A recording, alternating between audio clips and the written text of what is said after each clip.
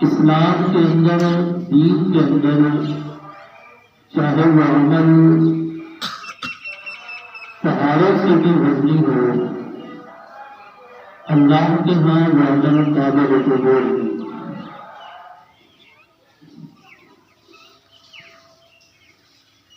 اگر ایک عمل ایسا ہے کہ اس عمل پر جناب نبی کریم صلی اللہ علیہ وسلم کے اسوہ حسنہ کی مہر موجود ہے، اصحاب پیغمبر صلی اللہ علیہ وسلم کے عمل کی سند اس عمل کے ساتھ موجود ہے، تو وہ عمل چاہے ان کے سے بھی کم وزن ہو لیکن اللہ کے ہاں وہ معتبر ہوتا ہے۔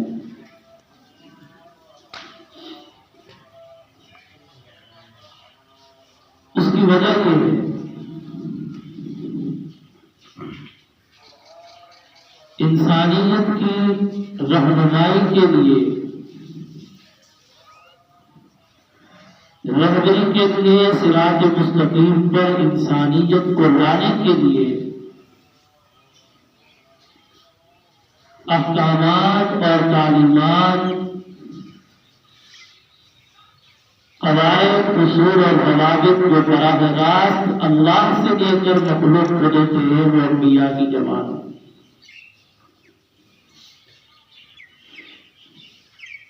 اللہ براہ راست اپنے نبی کی ایک ایک لمحے کی نگرانی فرما کر اس کی زندگی کے اندر ہر اس عمل کو لاتے ہیں کہ جو عمل آگے آنے والی امت کے لیے ضروری ہے۔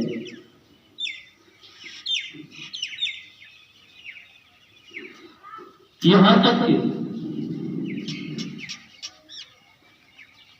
بعض ایسے اعمال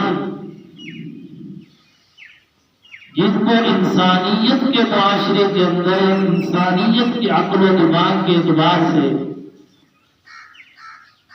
بعض اوقات ان کو ایسا سمجھا جاتا ہے جیسے کہ وہ معلوم ہے،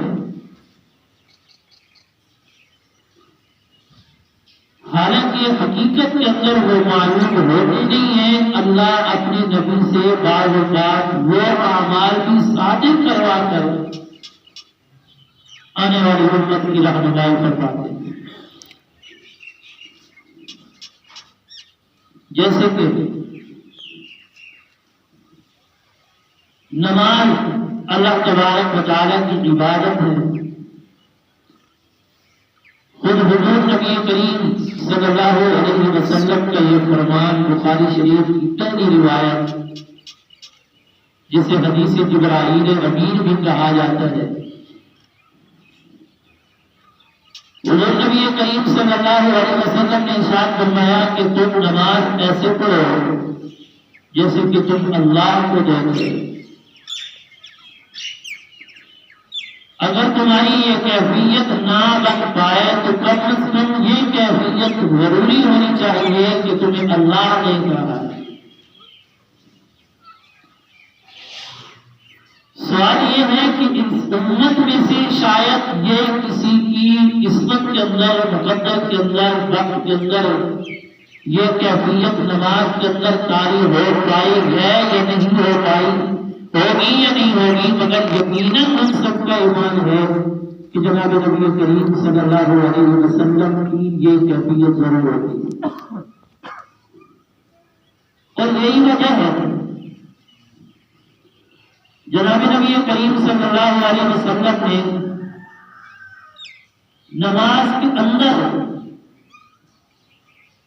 نماز پڑھتے ہوئے اچانک آپ ایک اپنی جگہ سے آگے کو بڑھنے لگے اور بڑی تیزی کے ساتھ آگے بڑھنے لگے۔ ابھی نماز ہی کی حالت ہے، جناب نبی کریم صلی اللہ علیہ وسلم اسی نماز کے اندر چند لمحوں کے بعد وہ جس سپیڈ کے ساتھ، جس تیزی کے ساتھ اور جس حسرت کے ساتھ آپ آگے بڑھ رہے تھے، اتنی ہی تیزی کے ساتھ آپ پیچھے ہٹنے لگے۔ یہاں تک کہ صحابی رسول فرماتے ہیں کہ ہمیں یہ خطرہ لاحق ہونے لگا، حضور نبی کریم صلی اللہ علیہ وسلم پیچھے ہٹتے ہٹتے پہلی صف کے اندر آ جائیں گے. آپ پہلی صف کے بالکل قریب آ گئے. نماز کے بعد اصحاب پیغمبر نے حضور نبی کریم صلی اللہ علیہ وسلم کی اس کیفیت پر جب کچھ حیرانگی کا احساس دلایا تو حضور نبی کریم صلی اللہ علیہ وسلم نے خود ارشاد فرمایا کہ بات یہ ہے جب میں اللہ کے سامنے اللہ کی نماز پڑھ رہا تھا اللہ تبارک و تعالیٰ کے ساتھ میری ملاقات کا عبادت کا ہم کلام ہونے کی کیفیت کا یہ عالم تھا کہ مجھے نماز کے اندر جنت بھی دکھلائی گئی جہنم بھی دکھلائی گئی. جب میرے سامنے جنت کو لایا گیا تو میں آگے بڑھا تاکہ جنت کے انگوروں میں سے ایک خوشہ تمہارے لیے لے لوں. اور جب مجھے جہنم کو دکھلایا گیا تو میں جہنم کے ڈر سے پیچھے ہٹنے لگا اور قریب تھا کہ میں تمہارے اندر تمہاری صفوں کے اندر شامل ہو جاؤں. حضور نبی کریم صلی اللہ علیہ وسلم کی نماز کی یہ کیفیت. لیکن چونکہ حضور نبی کریم صلی اللہ علیہ وسلم دنیا کے اندر امت کی رہنمائی کے لیے تشریف لائے. بخاری شریف کی روایت حضور صلی اللہ علیہ وسلم نماز پڑھا رہے ہیں. نماز پڑھا کر فارغ ہوئے اپنے مصلے سے اٹھے اپنے حجرے کی طرف چلے. صحابہ کے درمیان چہ میں گوئیاں شروع ہوئی. ایک صحابی اٹھے اور حضور علیہ السلام کی خدمت کے اندر حاضر ہوئے جنہیں حضرت ذوالقرنین کہا جاتا تھا. ان کے ہاتھ لمبے تھے, ان کو دو لمبے ہاتھوں والا کہا جاتا تھا. ذوالقرنین حضور علیہ السلام کی خدمت میں حاضر ہوئے اور عرض کیا یا رسول اللہ صلی اللہ علیہ وسلم کیا نماز کے بارے میں کوئی نیا حکم نازل ہوا؟ آپ علیہ السلام نے ارشاد فرمایا نہیں. فرمایا جب نماز کے بارے کے اندر کوئی نیا حکم نازل نہیں ہوا کیا پھر نماز کو کام کر دیا گیا یا بھول گئے؟ آپ بھول گئے ہیں یا نماز کو کم کر دیا گیا؟ حضور علیہ السلام نے پوچھا کہ ماجرا کیا ہے؟ کہا کہ یا رسول اللہ صلی اللہ علیہ وسلم آج آپ نے 3 رکعتیں پڑھائی, یا تو نماز کے اندر کمی ہو گئی ہے یا پھر یقیناً آپ بھول گئے ہیں. اب نماز ہو نبی کی, نماز ہو پیغمبر کی,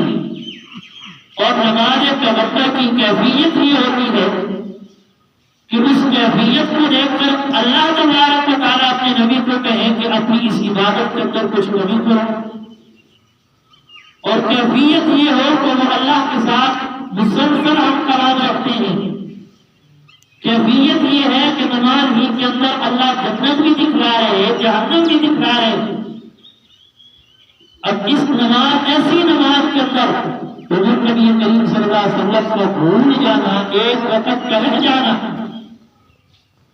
یہ امت کے لیے کیونکہ رہبری اور رہنمائی کا سبب بننا تھا, یہ امت کے لیے یہ مسئلہ ضروری تھا. اس لیے اللہ نے نبی پر نسیان کو طاری کر دی. حضور صلی اللہ علیہ وسلم باہر تشریف لائے. سیدنا صدیق اکبر, سیدنا حضرت عمر, صحابہ کو جوڑے. آپ نے پوچھا کیا ذوالقرنین صحیح کہتے ہیں؟ کہا دیا یا رسول اللہ. آپ نے دوبارہ 1 رکعت نماز پڑھائی. نماز پڑھا کے سلام پھیرا واپس چلے گئے. عرض کرنے کا مقصد یہ ہے اللہ نے نبی کو امت کی رہنمائی کے لیے دنیا کے اندر بھیجا ہے, اور اللہ اپنے نبی کی ایک ایک لمحے کے اندر خود نگرانی بھی کرتے ہیں اور خود ایک ایک لمحے کی رہنمائی بھی حضور نبی کریم صلی اللہ علیہ وسلم کی اللہ خود فرماتے ہیں.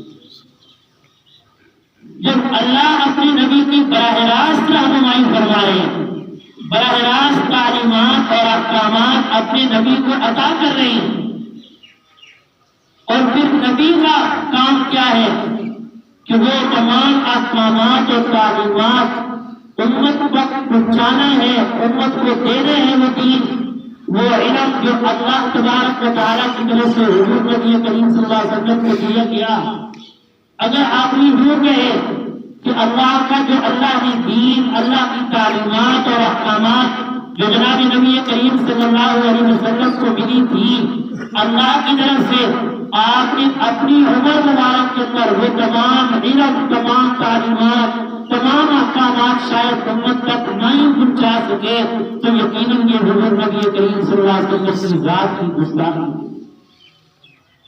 اور اپنی ایمان کو خطرے کے اندر ڈالنے والی بات ہے۔ حضور نبی کریم صلی اللہ علیہ وسلم نے امت تک اس قدر دین پہنچا دیا کہ جب آخری وقت کے اندر حجۃ الوداع کے موقع پر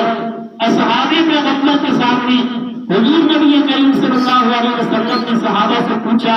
کیا میں نے اللہ کی طرف سے دیا ہوا علم، تعلیمات، احکامات، دین اور اسلام تم تک پہنچایا ہے یا نہیں پہنچایا؟ اصحاب پیغمبر کی جماعت نے جواب تو اتنا ہی دینا تھا، یا رسول اللہ صلی اللہ علیہ وسلم جی آپ نے دے دیا ہے، ہم تک تعلیمات، علم، اللہ تعالیٰ کی طرف سے ملنے والے احکامات ہم تک پہنچا دیے ہیں، مگر حضور نبی کریم صلی اللہ علیہ وسلم کے انداز زندگی کے اندر تعلیمات پہنچانے کا جو تھا اس کیفیات کو دیکھتے ہوئے صحابہ کی زبانوں سے بے ساختہ یہ جملہ نکلا، یا رسول اللہ صلی اللہ علیہ وسلم آپ نے ہم تک اللہ کی طرف سے اترنے والے احکامات، تعلیمات، دین اور اسلام کے جو قواعد و اصول ہیں وہ ہم تک صرف پہنچانے کا حق ادا کرتے ہیں۔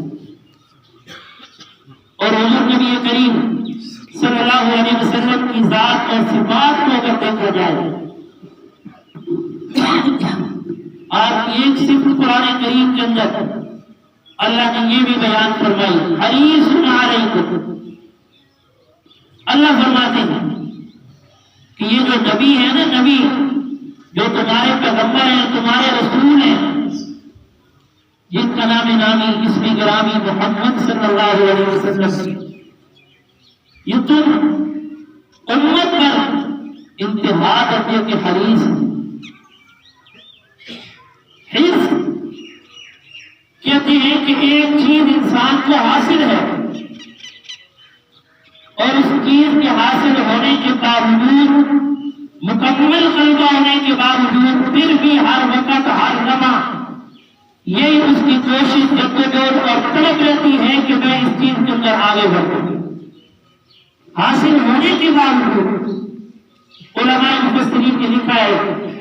حضور نبی کریم صلی اللہ علیہ وسلم کو اللہ نے حریص کہا ہے کہ یہ تم پر حریص ہے۔ اس کا کیا مطلب ہے؟ حضرت تھانوی رحمہ اللہ فرماتے ہیں کہ اس کا مطلب یہ ہے حضور نبی کریم صلی اللہ علیہ وسلم کے اندر یہ صفت تھی، آپ کی ذات گرامی کے اندر اللہ نے یہ اس بات کو ڈالا ہوا تھا، یہ رکھا تھا کہ آپ علیہ الصلوۃ والسلام ہر وقت، ہر لمحہ اس چیز کی کیفیت کے اندر رہتے کہ میرے اوپر اللہ کی طرف سے جو احکامات، جو تعلیمات، جو دین اور اسلام کی باتیں مجھ تک اللہ کی طرف سے آئی ہیں، میں اپنی ایک ایک امت تک اس کو پہنچا دوں، امت کے ایک ایک فرد تک اس کو پہنچا دوں،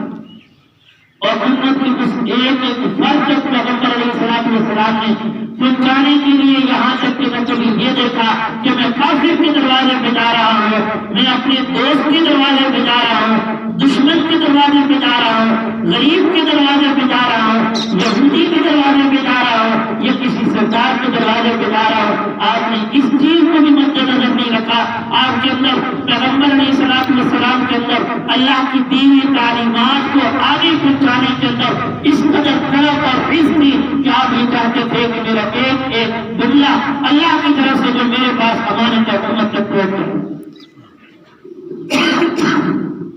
جب حضور نبی کریم صلی اللہ علیہ وسلم کا یہ عالم تھا کہ آپ کی صفت کو، پھر یہ کیسے ممکن ہے کہ اللہ نے خود قرآن کریم کے اندر بیان کیا کہ حضور کی طرف اللہ کی طرف سے آنے والی تعلیمات، آنے والے احکامات اللہ کے پیغمبر اپنے صحابہ تک جو امت تک پہنچا کر نہ گئے۔ ایک ایسی چیز جس کو ہم ثواب سمجھتے ہیں، جس کے کرنے کو ہم عبادت سمجھتے ہیں، جس کے کرنے پر ہم یہ سمجھتے ہیں کہ اس پر ہمیں اللہ کی رضا حاصل ہوگی، مگر وہ پیغمبر کی تعلیمات میں سے نہیں ہے، قرآن سنت کی تعلیمات میں سے نہیں ہے، نہ حضور نبی کریم صلی اللہ علیہ وسلم نے وہ عمل کیا، نہ اس عمل کی ترغیب و ترہیب دی، نہ اصحابی پیغمبر نے وہ عمل کیا۔ ہم اگر اس عمل کو، چاہے وہ جتنا وزنی ہے، میں نے شروع کے اندر کہا، اگر وہ عمل پہاڑوں سے بھی وزنی ہے، اللہ کے ہاں وہ معتبر نہیں۔ کیوں؟ اس لیے کہ قرآن و سنت کے ساتھ اس کا کوئی تعلق نہیں ہے، پیغمبر کی تعلیمات کے ساتھ اس کا کوئی تعلق نہیں ہے۔ اگر ہم اس عمل کو کر رہے ہیں تو گویا کہ اس عمل کا تعلق قرآن و سنت کے ساتھ نہیں ہے، پیغمبر کی تعلیمات کے ساتھ نہیں ہے، تو ہم اپنے عمل سے گویا کہ یہ بتا رہے ہیں کہ حضور نبی کریم صلی اللہ علیہ وسلم دین کے پہنچانے کے اندر نعوذ باللہ خیانت کر گئے۔ حضور ہمیں بتا کر نہیں گئے، صحابہ کو بتایا نہیں، صحابہ نے کیا نہیں۔ جب صحابہ نے کیا نہیں تو گویا کہ حضور علیہ السلام نے اس علم کو چھپا لیا، تو اللہ نے آپ پر نازل کیا۔ آج ہم یہ سمجھتے ہیں کہ ہم اس بات کو، اس عمل کو کریں گے، اللہ بھی ہم سے راضی ہوگا۔ اگر اس عمل کو کریں گے ہم دین کے صحیح راستے پر چلیں گے، اگر ہم اس عمل کو کریں گے ہم صراط مستقیم پر چلنے والے ہیں۔ یاد رکھیے، بخاری شریف ہی کی روایت ہے، حضور نبی کریم صلی اللہ علیہ وسلم نے ارشاد فرمایا، قیامت کے دن میں حوض کوثر پر اپنی امت کو جام کوثر پلا رہا ہوں۔ اللہ ہم سب کو یہ نصیب فرمائے کہ اچانک ایک جماعت، میری امت کی ایک جماعت میرے ہاتھوں سے جام کوثر نوش کرنے کے لیے جب حوض کوثر کی طرف آ رہی ہوگی تو فرشتوں کی جب وہ حوض کوثر کے قریب پہنچ جائے گی تو فرشتوں کی ایک جماعت آ کر ان کے اور میرے درمیان آئے ہو گئے، دیوار بن جائیں گے۔ آپ علیہ السلام ارشاد فرمائیں گے، کیا فرشتوں کی جماعت یہ تو میری امت کے لوگ ہیں، ان کو تم کیوں روک گئے ہو؟ ان کو آنے دو، میں ان کو اپنے ہاتھوں سے جام کوثر پلانا چاہتا ہوں۔ امت کہے گی کہ ہمیں پہنچنے دو اپنے پیغمبر تک، اپنے نبی تک،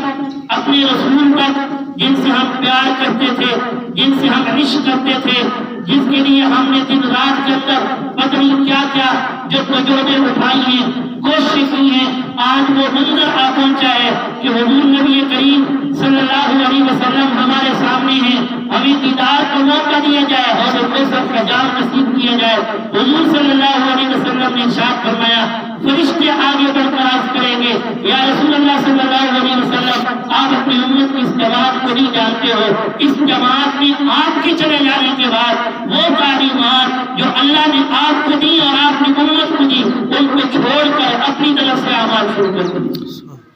حضور علیہ السلام نے ارشاد فرمایا، میرا ان کے ساتھ کوئی تعلق نہیں۔ حضور صلی اللہ علیہ وسلم نے ارشاد فرمایا، پھر اس جماعت کو جو امت محمدیہ کے لوگ ہیں، جن کا یہ عقیدہ ایمان تھا دنیا کے اندر کہ ہماری ملاقات حوض کوثر پر حضور نبی کریم صلی اللہ علیہ وسلم سے ہوگی،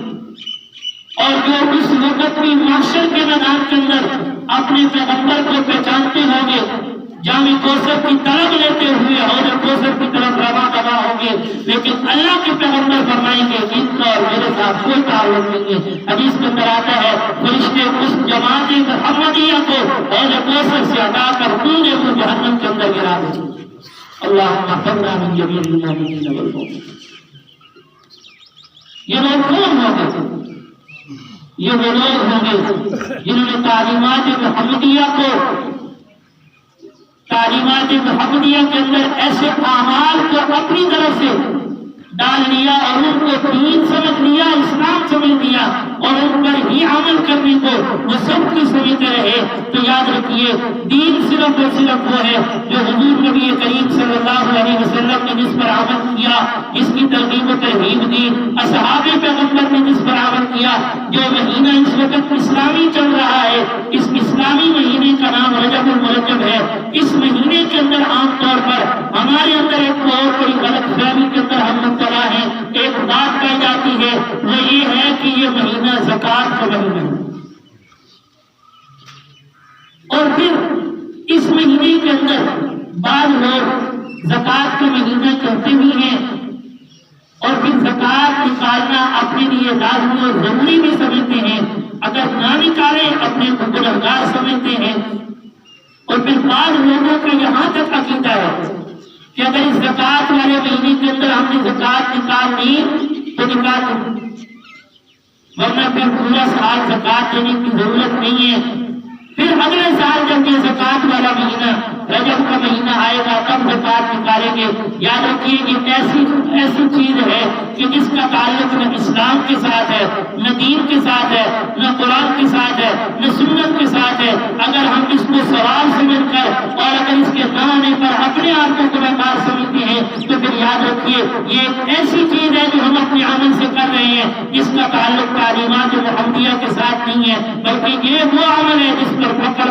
ہوگی اور وبال جہنم بھی ہمارے لیے بن سکتا ہے۔ زکوٰۃ کا اصل مسئلہ یہ ہے کہ زندگی کے جس روی کے اندر اللہ نے انسان کو مال عطا کیا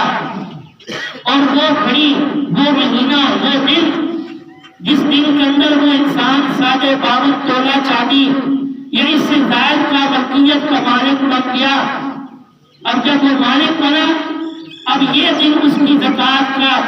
ابتدائی دور شروع ہو چکا ہے۔ اب اگر یہ 52 تولہ چاندی کی ملکیت کا مال پورا سال اس کے پاس موجود رہتا ہے، اس کے اندر بڑھوتری ہوتی رہتی ہے، کمی ہوتی رہتی ہے، یہاں تک کہ اگلے سال وہی دن، وہی مہینہ، وہی گھڑی آ جائے اور اس وقت بھی وہ 52 تولہ چاندی سے زیادہ کی ملکیت رکھتا ہے، تو اب اس دن کے اندر، اسی مہینے کے اندر، اسی گھڑی کے اندر اس پر زکوٰۃ فرض ہو چکی ہے۔ جب تک یہ ادا نہیں کرے گا گویا کہ اپنی فریضے کی ادائیگی کے اندر تاخیر کر رہا ہے اور مرتے دم تک یہ زکوٰۃ، فریضہ زکوٰۃ اس کے سر پر رکھا ہے۔ دوسری خرابات میں سے اس رجب کے مہینے کے اندر ہمارے یہاں یہ بات مشہور ہے،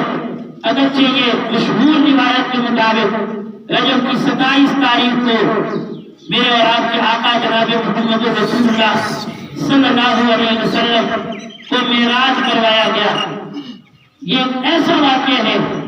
کہ جو صرف اور صرف حضور نبی کریم صلی اللہ علیہ وسلم کے لیے معجزہ تو ہے ہی، یہ اس امت محمدیہ کے لیے بھی بہت بڑا اعزاز ہے۔ کسی نبی کو، کسی پیغمبر کو اتنا بڑا معراج نہیں کروایا گیا جتنا بڑا معراج میرے اور آپ کے آقا کو کروایا گیا۔ اب اس رات کے اندر بعض لوگوں کا یہ رجحان ہے کہ اس رات کے اندر آدمی 2 رکعت نماز نفل اس انداز کے ساتھ پڑھے کہ پہلے سورۃ فاتحہ پڑھے، پھر سورۃ فاتحہ کے بعد 100 بار سورۃ اخلاص پڑھے، 1 رکعت مکمل کرے، دوسری رکعت کے اندر پھر سورۃ فاتحہ پڑھے، پھر 100 بار سورۃ اخلاص پڑھے۔ اگرچہ عمل اچھا ہے، نماز پڑھنا تو برا عمل نہیں، لیکن اس کا تعلق حضور نبی کریم صلی اللہ علیہ وسلم کے ساتھ نہیں ہے۔ اس کی نسبت دین کی طرف کرنا، اسلام کی طرف کرنا، یہ عمل اصحاب پیغمبر سے ثابت نہیں ہے۔ کسی بزرگ سے ہو یا نہ ہو یہ ایک الگ بات ہے، میں اس بارے کے اندر معلومات نہیں رکھتا، لیکن اتنی بات سمجھ لیں اس 2 نوافل کو دین کا حصہ سمجھ کر کرنے پر ثواب، نہ کرنے پر گناہ سمجھنا اور یہ سمجھنا یہ پیغمبر کی سنت ہے، تو یاد رکھیے یہ گویا کہ حضور علیہ السلام پر یہ بات اپنے عمل کے ذریعے سے کرنا ہے کہ حضور ہم سے خیانت کرتے ہیں، اس عمل کو چھپا گئے۔ تو اس لیے میرے بھائیوں، جیسے ہمارے لیے مسلمان کے لیے یہ ضروری ہے ہم احکامات الہیہ پر عمل کریں، تعلیمات نبویہ پر عمل کریں، سنت نبویہ کے طریقے پر چلیں، ویسے ہی ہمارے لیے یہ ضروری ہے ہر اس عمل سے بچیں کہ جس عمل کو ہم دین سمجھ کر کرتے ہیں، حالانکہ اس کا دین کے ساتھ کوئی تعلق نہیں ہے۔ اللہ ہم سب کو دین کی صحیح سمجھ نصیب فرمائے۔